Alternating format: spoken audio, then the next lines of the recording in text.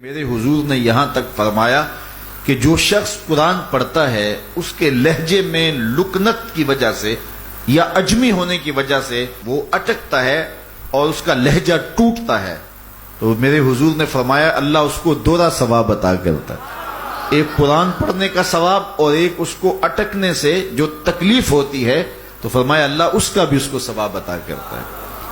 اور فرمایا یہ وہ پاکیزہ کتاب ہے کہ اگر تمہارا رب سے باتیں کرنے کو جی چاہے تو قرآن کھول کے بیٹھ جاؤ، یہ رب سے ہم کلام ہونا ہے، یہ اپنے رب سے گفتگو کرنی ہے۔ میرے حضور نے فرمایا کہ قرآن اللہ کی وہ لٹکتی ہوئی رسی ہے جس کا ایک سرا تمہارے ہاتھ میں ہے، دوسرا سرا تمہارے رب کے ہاتھ میں۔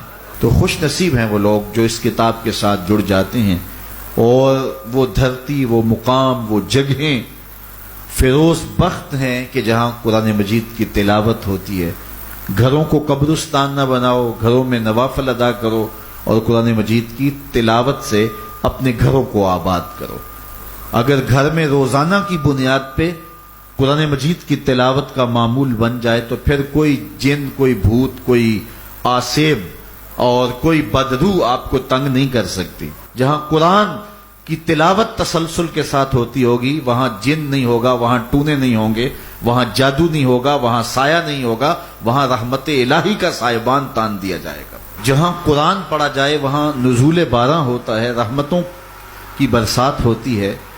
اور پھر اگر یہ جگہ اللہ کا گھر ہو، مسجد ہو، تو پھر تو دوہری برکت ہو جائے گی نا۔ وہ میاں صاحب نے کہا تھا نا کہ دودھ اندر جے کھنڈ رلائیے تے مزہ ہو جاوے دونا، کہ دودھ خود بھی میٹھا ہوتا ہے، اس کے اندر اگر چینی بھی شامل کر لی جائے۔ یہ روشنیوں کا منبع ہے، یہ مصدر ہے اجالوں کا۔ اس کتاب سے اتنی روشنیاں پھوٹتی ہیں کہ زندگی کے سارے اندھیرے ختم کیے جا سکتے ہیں۔ یہ طمانیت قلب کا سبب بھی ہے، یہ روح کے اجالوں کا سبب بھی ہے، یہ کتاب زندگی ہے، کتاب حیات ہے۔ اس کے بتائے ہوئے اصولوں کے مطابق اگر زندگی بسر کریں گے تو یہ زندگی بھی خوبصورت ہوگی، اور اس زندگی کے بعد ایک اور شروع ہونے والی زندگی ہے، وہ زندگی بھی خوبصورت ہوگی۔ قرآن قبر میں چراغاں کرے گا، قبر میں روشنیاں دے گا، قبر میں اجالا کرے گا۔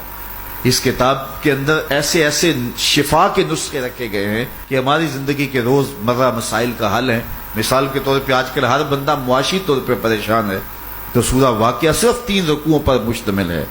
اگر یہ معمول زندگی بنا لے تو سورہ واقعہ جہاں ہوگی وہاں نحوستیں اور بے برکتیاں نہیں ہوں گی۔ سورہ یاسین پڑھو گے تو بے پناہ برکتیں اس کے دامن میں رکھی ہوئی ہیں۔ اسی طرح سورہ اخلاص صرف 3 مرتبہ پڑھیں گے تو پورے قرآن پڑھنے کا ثواب نصیب کر دیا جائے گا۔ ایک شخص حضور کی خدمت میں حاضر ہوا اور اس نے حضور سے کہا کثیر العیال ہوں، ذرائع آمدنی بہت تھوڑے ہیں، تو میرے لیے کوئی دعا کیجئے، کوئی مجھے نسخہ بتائیے۔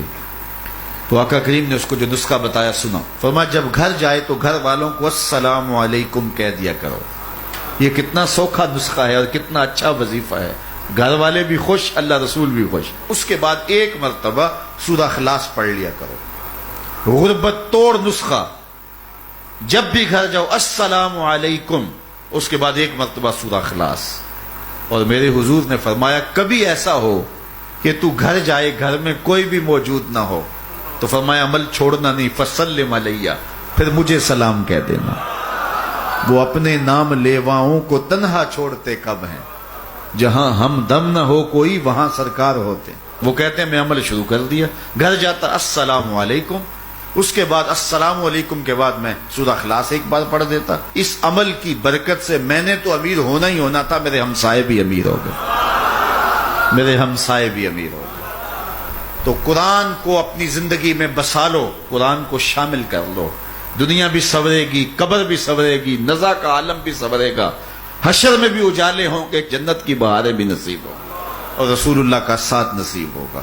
تو اس کتاب سے جڑو، اس کو ورق ورق پڑھو، اس کو حرف حرف پڑھو، اس کو رکوع رکوع پڑھو، اس کا ایک ایک آیت ممکن ہو تو ایک ایک آیت روز پڑھ لو، اور اس کو ترجمے اور تفسیر کے ساتھ، توضیح کے ساتھ، شان نزول کے ساتھ اس کتاب اللہ کی تلاوت کا معمول بناؤ۔